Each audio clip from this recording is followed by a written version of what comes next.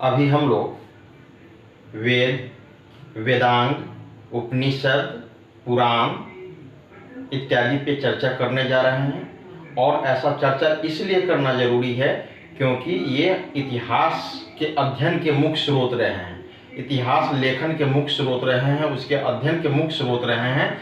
इसलिए इन चीज़ों का अध्ययन जरूरी है।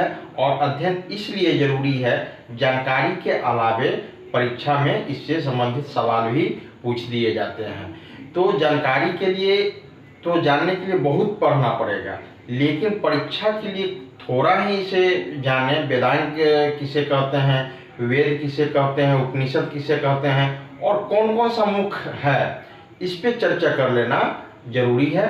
तो हम लोग पहले आते हैं वेद से, यह जानने का कोशिश करें कि वेद किसे कहते हैं। तो वेद का मतलब होता है ज्ञान। वेद का क्या मतलब होता है? ज्ञान। ठीक है, वेद का मतलब होता है ज्ञान। और वेद की संख्या कितनी है? वेद की कुल संख्या है 4। ऋग्वेद, सामवेद, यजुर्वेद तथा अथर्ववेद।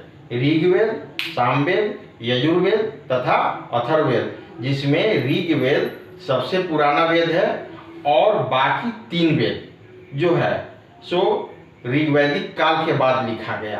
कहने का यह मतलब है कि केवल ऋग्वेद ही ऐसा वेद था जिसकी रचना केवल ऋग्वैदिक काल में हुई, बाकी अन्य 3 वेदों की रचना उत्तर वैदिक काल में हुई। तो ऋग्वेद के बारे में भी हमने कहा था कि इसमें जो है इसको 10 मंडल में विभाजित किया गया था। ठीक है, 1028 सूक्त थे, 10,462 श्लोक थे। तो ये इन चीज़ों की चर्चा वेद में स्पेशली हमने ऑलरेडी कर दिया है। तो वेद का अध्ययन हमें इसलिए करना जरूरी है क्योंकि उस समय की सामाजिक व्यवस्था पे, राजनीतिक व्यवस्था पे तथा तत्कालीन व्यवस्था पे प्रकाश डालता है, जिसका अध्ययन हमारे लिए काफ़ी उपयोगी है इतिहास के अध्ययन को आगे बढ़ाने के लिए। तो हम 4 वेद देख लिए। ठीक है, अब ये क्या है कि एक है वेदांग। वेदांग किसे कहते हैं? वेदांग, तो वेदांग के बारे में कहा जाता है सबसे अंत में लिखा गया वैदिक ग्रंथ वेदांग कहलाता है। सबसे अंत में लिखा गया वैदिक ग्रंथ वेदांग कहलाता है। और वेदांग का मतलब होता है वेदों के अध्ययन में जो सहयोगी गाइड्स हो, जो सहयोगी पुस्तक हो, उसको हम वेदांग कहते हैं। जो वेदों के अध्ययन में सहयोगी हो उसको वेदांग कहते हैं। और इस वेदांग की कुल कितनी संख्या है? 6 है। कितने वेदांग है? 6। पहला है शिक्षा, शिक्षा, शिक्षा। दूसरा व्याकरण, व्याकरण। तीसरा ज्योतिष, ज्योतिष, ज्योतिष। और चौथा है छंद, चौथा छंद।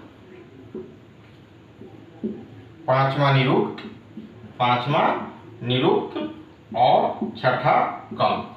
क्या है? छठे कल्प की चर्चा हम लोग विशेष रूप में करते हैं। तो हम लोग पहले देख लेते हैं। शिक्षा को तो जान ही रहे हैं, व्याकरण तो जान ही रहे हैं और ज्योतिष भी जान रहे हैं।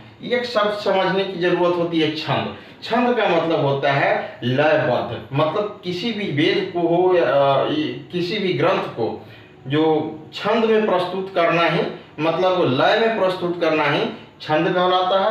और कल्प का मतलब होता है लगभग लगभग बराबर। कल्प का मतलब होता है लगभग लगभग बराबर। मतलब कि मान लेते हैं कि हम वेद का स्टडी ही करते हैं तो वो क्लिष्टता की वजह से हमको समझ में नहीं आता है, तो उसका एग्जाम्पल ही सौंपना हो तो हम उसी के इक्विवेलेंट कोई एग्जाम्पल देंगे या उसी के इक्विवेलेंट कोई घटनाक्रम को समझाएंगे। एक और है निरुक्त। निरुक्त आता है, इसको भी समझने में परेशानी होती है। तो निरुक्त को जो है सो निरुक्त का मतलब होता है सही सही उच्चारण करना ही निरुक्त कहलाता है। वेदों का सही सही उच्चारण करना ही निरुक्त कहलाता है। इस प्रकार वेदांग की कुल संख्या कितनी है? 6 है। वेद की कुल संख्या 4 और वेदांग की कुल संख्या 6। इस चीज को देख लिए। और कौन कौन से है वेदांग? तो शिक्षा है, व्याकरण है, निरुक्त है, ज्योतिष है, कल्प है, छंद है और हाँ यही 6 है। ठीक है, 6 वेदांग की चर्चा हम देख लिए। ये कौन कौन है? शिक्षा, कल्प, व्याकरण, ज्योतिष, छंद और निरुक्त। शिक्षा, कल्प, व्याकरण, ज्योतिष, छंद और निरुक्त, ये 6 कल्प है। अब दूसरे टॉपिक की ओर हम लोग आते हैं। दूसरा टॉपिक ये है, हम लोग देख लेते हैं टॉपिक नहीं पॉइंट। जैसे हम वेद को देख लिए, वेदांग को देख लिए। वेद की संख्या 4, वेदांग की संख्या 6, और कौन कौन से वेदांग है इसकी भी चर्चा हमने कर दिया है। अब हम लोग देखते हैं उपनिषद। उपनिषद किसको कहते हैं? उपनिषद का मतलब होता है गुरु के समीप बैठकर ज्ञान प्राप्त करना ही उपनिषद कहलाता है। ठीक है, उपनिषद का मतलब होता है उपनिषद। उपनिषद का अर्थ होता है गुरु के समीप बैठ के ज्ञान प्राप्त करना। ठीक है, गुरु के समीप बैठकर ज्ञान प्राप्त करना। ठीक है, बैठकर ज्ञान प्राप्त करना क्या कहलाता है? उपनिषद कहलाता है। और उपनिषद की कुल संख्या कितनी है? 13 है। कितनी है? उपनिषद की कुल संख्या 13 है। और इसी में एक इंपॉर्टेंट उपनिषद है जिसकी चर्चा विशेष रूप से की जाती है, वो है मंडूकोपनिषद, जिससे भारत का राष्ट्रीय आदर्श वाक्य लिया गया है। और वह राष्ट्रीय आदर्श वाक्य क्या है? सत्यमेव जयते। तो यह पूछ दिया जाता है कि सत्यमेव जयते किससे लिया गया है? तो सत्यमेव जयते मंडूकोपनिषद से लिया गया है। और कुल कितने उपनिषद है? तो 13 उपनिषद है। एक और चर्चा हम लोग कर लेते हैं पुराण। तो देखिए, ये पौराणिक कथाओं का विवरण ही पुराण कहलाता है। समझिए कि यह उत्तर वैदिक काल में इन सभी चीजों की रचना हुई है, और इसमें पुरानी से पुरानी कथाओं का वर्णन होता है। उत्तर वैदिक काल के हैं या उत्तर वैदिक काल के बाद के हैं, भी इसकी रचना हुई है। तो पुराण की कुल संख्या कितनी बताई गई है? पुराण की कुल संख्या 18 है। ठीक है, वो कितने हैं? 18, जिसमें सबसे प्राचीन एवं प्रमाणिक पुराण कौन है? मत्स्य पुराण है। कौन है? मत्स्य पुराण। मत्स्य पुराण, और इस पुराण को सबसे प्राचीन एवं प्रमाणिक पुराण माना गया है। और आंध्र सातवाहन वंश की जानकारी विशेष रूप से मिलती है किससे? तो इसी मत्स्य पुराण से मिलती है। ठीक है, और उसके बाद जो है कुछ और कई सवाल पूछ दिए गए हैं। जैसे विष्णु मौर्य वंश के विषय में विशेष रूप से जानकारी किससे मिलती है? तो मौर्य वंश के विषय में विशेष जानकारी विष्णु पुराण से मिलती है। और गुप्त वंश के विषय में विशेष जानकारी किससे मिलती है?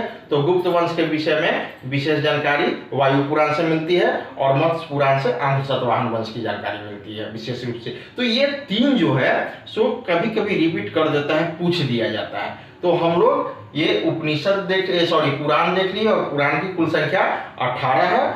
तो यह पुराण और महापुराण की भी चर्चा लोग कर देते हैं, तो वही है 18 है। ठीक है, अब जो है दर्शन की भी चर्चा आती है कि दर्शन, तो दर्शन बहुत सारे दर्शन हैं। ठीक है, लेकिन जो जो इम्पोर्टेंट दर्शन है, और दर्शन का अर्थ होता है, आज स्नातक तथा स्नातकोत्तर स्तर पे दर्शन शास्त्र का अलग विषय भी है। और यहाँ तक कि यूपीएससी सिविल सर्विसेज वगैरह के एग्जामिनेशन में भी ये ऑप्शनल सब्जेक्ट के रूप में भी आता है। तो दर्शन क्या होता है? तो दर्शन होता है जीवन के यथार्थ को, जिंदगी के यथार्थ को समझना ही दर्शन कहलाता है। किसी व्यक्ति के जीवन के मकसद को, उसके यथार्थ को समझना ही दर्शन कहलाता है।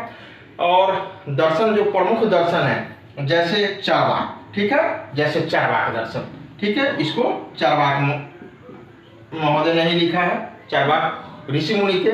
योग दर्शन, योग को पतंजलि ने लिखा है। फिर सांख्य दर्शन, सांख्य दर्शन को कपिल ने लिखा है। और सांख्य दर्शन के बारे में कहा जाता है कि यह भारत का सबसे पुराना दर्शन है। ठीक है, भारत का सबसे पुराना दर्शन है कौन? सांख्य दर्शन। और सांख्य दर्शन के प्रवर्तक कौन है?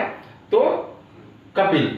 और इनके बारे में एक फैक्ट है सांख्य दर्शन के बारे में। वर्धमान महावीर जो है सांख्य दर्शन की शिक्षा, उन्होंने सांख्य दर्शन की शिक्षा ग्रहण की, साथ ही महात्मा बुद्ध ने भी सांख्य दर्शन की शिक्षा ग्रहण की। जैसे महात्मा बुद्ध के बारे में कहा जाता है कि वो वैशाली के अलार कलाम से सांख्य दर्शन की शिक्षा उन्होंने ली। और इस प्रकार अलार कलाम महात्मा बुद्ध के प्रथम गुरु कहलाए। ठीक है, तो ये हमने चारवाक देख लिया, चारवाक दर्शन देख लिया, योग दर्शन देख लिया, सांख्य दर्शन देख लिया।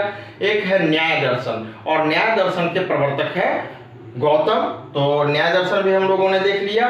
और उसके बाद जो है सो पूर्व मीमांसा। पूर्व मीमांसा भी एक दर्शन है जिसके प्रवर्तक है जैमिनी, और एक उत्तर मीमांसा जिसके प्रवर्तक है वादरायण, और एक इम्पोर्टेंट दर्शन ये है वैशेषिक। हाँ, वैशेषिक, और उसके प्रवर्तक है कणाद मुनि। तो ये इस प्रकार हमने वेद को देख लिया, उपनिषद को देख लिया, पुराण को देख लिया, और इसके इंपॉर्टेंट फैक्ट्स को देखा है। डिटेल्स नहीं देखा है। ये परिभाषा यदि पूछ दे कि यह कहते किसको है, मान लेते हैं छंद के बारे में ही कहा गया, तो छंद जो सॉरी ये निरुक्त के बारे में ही निरुक्त कहते, वेदांत के बारे में ही कहा गया, तो वेदांत की कुल संख्या कितनी है, तो वो 6 है। तो आखिर सबका अर्थ तो होना चाहिए ना। जैसे शिक्षा हुआ तो ठीक है, इसको आम तौर पे समझ जाते हैं। कल्प किसे कहते हैं, व्याकरण ठीक है, उसको भी समझ जाएंगे लोग। निरुक्त किसे कहते हैं, ये समझने वाली बात होगी।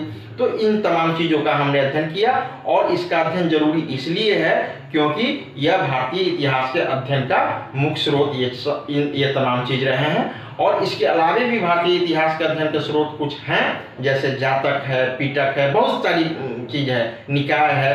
तो उन चीज़ों की चर्चा हम लोग बाद में करेंगे। तब तक के लिए धन्यवाद।